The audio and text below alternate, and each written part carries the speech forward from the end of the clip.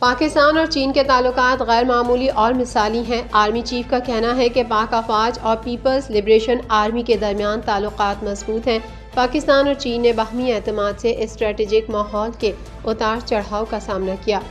سی T D Punjab نے Usama bin Laden کا قریبی ساتھی گرفتار کر لیا۔ D I G C T D کا کہنا تھا کہ امین الحق کو انٹیلیجنس معلومات کی بنیاد پر آپریشن کے بعد گرفتار کیا گیا۔ امین الحق کی گرفتاری کا مقدمہ درج کر کے تفتیش شروع کر دی گئی ہے۔ پاکستان نے اپنے شدید تحفظات سے افغانستان کو آگاہ کیا۔ ترجمان دفتر خارجہ ممتاز زہرا بلوچ کا کہنا تھا کہ افغان حکومت سے مجرموں کے خلاف کارروائی کرنے کا پرزور مطالبہ کرتے ہیں۔ مسقط میں امام بارگاہ پر حملے کی مذمت کرتے ہیں۔ ملک کے مختلف شہروں میں شدید بارش، نشیبی علاقے زیر آب۔ موسلا دھار بارش سے کے پی کے، مری، گلیات اور کشمیر میں لینڈ سلائیڈنگ کا خدشہ۔ شیرانی میں قومی شاہراہ کا 70 کلومیٹر حصہ سیلابی پانی میں بہہ گیا۔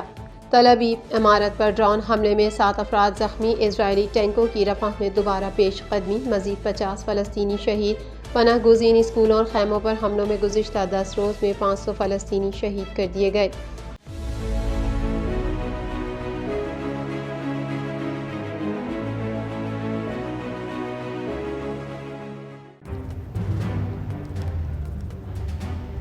Islamic Finance TV, the only TV channel of the fastest growing Islamic economy in the world and the prime mover of Islamic finance news.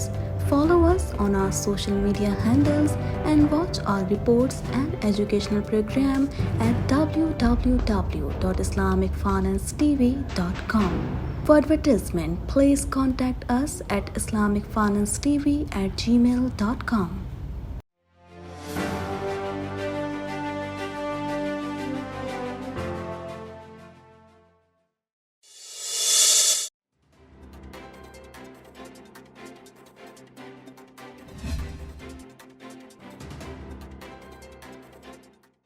چین کی پیپلز لبریشن آرمی کی 57ویں سالگرہ کے سلسلے میں جی ایچ کیو راولپنڈی میں تقریب منعقد کی گئی، جس میں چین کے سفیر جانگ زی ڈانگ بطور مہمان خصوصی شریک ہوئے۔ پاک فوج کے شعبہ تعلقات عامہ ISPR کے مطابق army chief general Asim Munir نے پیپلز لبریشن آرمی کو مبارکباد دی، جبکہ آرمی چیف نے چین کے دفاع، سیکیورٹی اور قومی ترقی میں PLA کی خدمات کو سراہا۔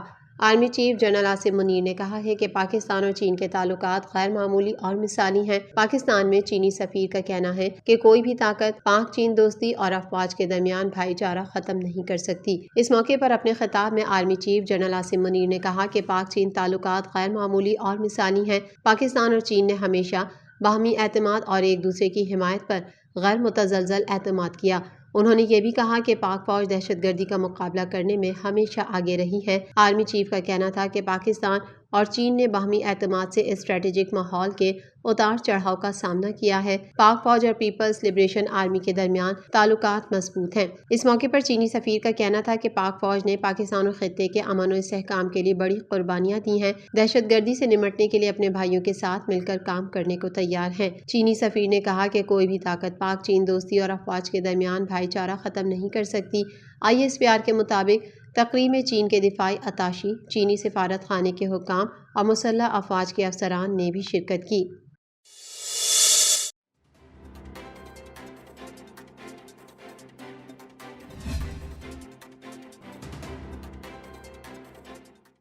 CTD پنجاب نے القاعدہ کے بانی سربراہ اسامہ بن لادن کے قریبی ساتھی کو گرفتار کر لیا۔ DIG CTD عثمان اکرم گوندل نے پریس کانفرنس کرتے ہوئے بتایا کہ CTD پنجاب نے اسامہ بن لادن کے قریبی ساتھی کو گرفتار کیا ہے۔ CTD پنجاب کے ترجمان کے مطابق دہشت گرد امین الحق القاعدہ کا سرکردہ جنگجو ہے، جسے انٹیلیجنس معلومات کی بنیاد پر آپریشن کے بعد گرفتار کیا گیا۔ عثمان اکرم گوندل نے بتایا امین الحق کی گرفتاری کا مقدمہ درج کر کے تفتیش شروع کر دی گئی ہے۔ بین الاقوامی سطح پر امین الحق اسامہ بن لادن کے سیکیورٹی سپروائزر کے طور پر جانا جاتا تھا۔ اس طرح کا کوئی دہشت گرد آتا ہے تو اس کے خلاف کارروائی ہوگی۔ DIG CTD کا کہنا تھا کہ دہشت گرد امین الحق کا نام اقوام متحدہ کی عالمی دہشت گردوں کی فہرست میں بھی شامل ہے۔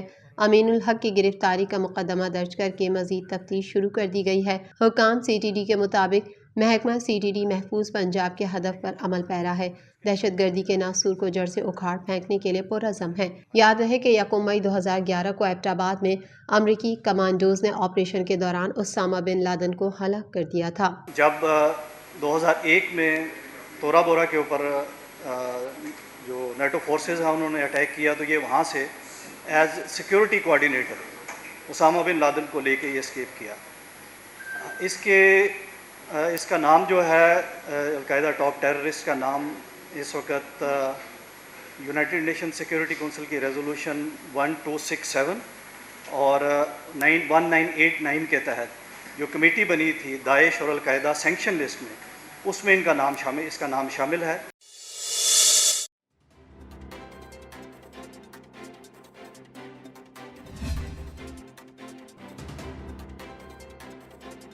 ممتاز زہرا بلوچ کا کہنا تھا کہ پاکستان نے افغانستان کے ساتھ دہشت گرد گروپس اور حملہ آوروں کے خلاف انٹیلیجنس شیئر کی ہیں۔ ہم گزشتہ کئی ماہ سے افغانستان کے ساتھ مسلسل رابطے میں ہیں۔ ترجمان دفتر خارجہ کا کہنا تھا کہ پاکستان نے اپنے شدید تحفظات سے افغانستان کو آگاہ کیا۔ افغان حکومت سے مجرموں کے خلاف کارروائی کرنے کا پرزور مطالبہ کرتے ہیں۔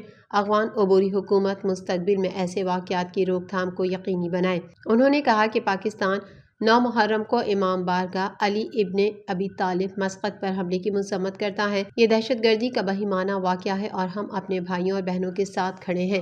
اس واقعے سے دہشت گردی کے خلاف مل کر مقابلہ کرنے کی اہمیت پتہ چلتی ہے۔ پاکستان فلسطینی مہاجرین کیمپوں پر اسرائیل کے حملے کی مذمت کرتا ہے۔ خان یونس مہاجر کیمپ حملے میں 19 فلسطینیوں کی شہادت اقوام متحدہ کے قوانین کی خلاف ورزی ہے۔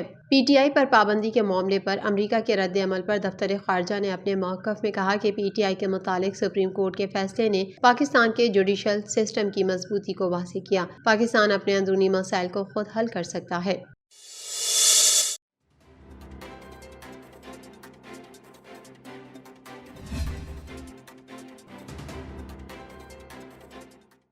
سندھ اور بلوچستان کے مختلف شہروں میں بارش نے رنگ جما دیا۔ ابر رحمت سے گرمی کی شدت میں کمی ہوئی ہے جبکہ موسم خوشگوار ہو گیا۔ سندھ اور بلوچستان کے مختلف شہروں میں رات گئے بارش ہوئی۔ بارش کے بعد شہر کی اہم شاہراہوں پر پانی جمع ہو گیا۔ حیدرآباد، مٹیاری، ٹنڈو الایار، بھٹشاہ سمیت سندھ کے مختلف اضلاع میں طوفانی بارش سے شدید گرمی کا زور ٹوٹ گیا، لیکن ساتھ ہی نشیبی علاقے بھی زیر آب آ گئے اور بجلی کی فراہمی بھی معطل ہو گئی۔ ٹنڈو آدم، شہداد پور، سانگھڑ سمیت گرد و نواح میں گرج چمک کے ساتھ بارش سے نشیبی علاقوں میں پانی جمع ہو گیا اور بجلی معطل ہو گئی، جبکہ سانگھڑ میں بارش کے باعث موٹر سائیکل حادثے میں 2 افراد زخمی ہو گئے۔ بلوچستان کے مختلف اضلاع روب، بارکھان، موسیٰ خیل، کوہلو، ہرنائی، لورالائی، نصیر آباد میں بارش سے جل تھل ایک ہو گیا۔ شیرانی میں قومی شاہراہ کا 70 کلومیٹر حصہ سیلابی پانی میں بہہ گیا۔ بلوچستان میں کوہ سلیمان پر بارش، اونچے درجے کی سیلابی صورتحال ہے۔ دانا سر میں تیز بارش کے بعد 2 مقامات پر لینڈ سلائیڈنگ ہوئی۔ N50 قومی شاہراہ پر ٹریفک کی آمد و رفت معطل ہو گئی۔ اسلام آباد سے کوئٹہ جانے والے مسافر بسیں دانا سر میں پھنس گئیں۔ شیرانی کی حدود میں خیبر پختونخوا جانے والی مسافر گاڑیاں پھنس گئیں۔ ٹریفک میں پھنسی گاڑیوں کا لینڈ سلائیڈنگ کی زد میں آنے کا خدشہ ہے۔ دوسری جانب اسلام آباد، خیبر پختونخوا، گلگت بلتستان میں بادل برسنے کی پیش گوئی، جبکہ لاہور سمیت پنجاب کے مختلف اضلاع میں 21 جولائی تک وقفے سے بارش کا امکان ہے۔ موسلادھار بارش سے KP کے مری، گلیات اور کشمیر میں لینڈ سلائیڈنگ کے خدشے کا امکان بھی ظاہر کیا گیا ہے۔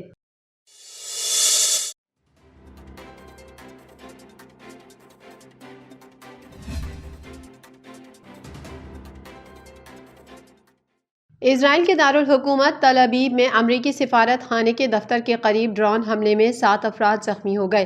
میڈیا رپورٹ کے مطابق دھماکے کے بعد پولیس کی بڑی تعداد جائے وقوع پر پہنچ چکی ہے۔ زوردار دھماکے کے بعد علاقے میں افراتفری مچ گئی۔ یمنی حوثیوں نے تل ابیب پر ڈرون حملے کی ذمہ داری قبول کر لی ہے۔ اسرائیلی ٹینکوں کی رفح میں دوبارہ پیش قدمی شروع ہو گئی ہے۔ وسطی و شمالی غزہ میں اسرائیلی طیاروں کی جانب سے بمباری کی جا رہی ہے، جہاں کل سے اب تک مزید 50 سے زائد فلسطینی شہید ہو گئے۔ اس کے علاوہ پناہ گزین اسکولوں اور خیموں پر حملوں میں گزشتہ 10 روز میں 500 فلسطینی شہید کر دیے گئے۔ اقوام متحدہ میں فلسطینی سفیر نے غزہ میں جاری قتل عام کو تاریخ کی بدترین نسل کشی قرار دے دیا۔ دوسری جانب اسرائیلی پارلیمنٹ نے فلسطینی ریاست کے قیام کے خلاف قرارداد منظور کر لی۔ یاد رہے کہ 7 اکتوبر سے غزہ میں جاری اسرائیلی جارحیت میں 38,000 سے زائد فلسطینی شہید ہو گئے ہیں، جن میں بچوں اور خواتین کی بڑی تعداد شامل ہے۔ فلسطینی مہاجرین کے لیے کام کرنے والی اقوام متحدہ کی تنظیم اونروا کا کہنا ہے کہ غزہ میں اسرائیلی جارحیت کے نتیجے میں پیدا ہونے والے ملبے کو صاف کرنے میں 15 سال لگ سکتے ہیں۔